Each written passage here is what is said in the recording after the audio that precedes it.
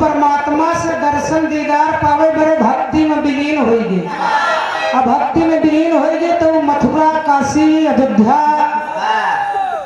तमाम धाम का दर्शन करे और लौट के जब प्रयागराज में आए तो कहन यही तोरे मन का दुल्हा मिली बिलाई ले वो बड़े त्रिवेणी के संबंध तो वो आत्मा परमात्मा का बात रहे नहीं का तू लोग गलत जगह समझा।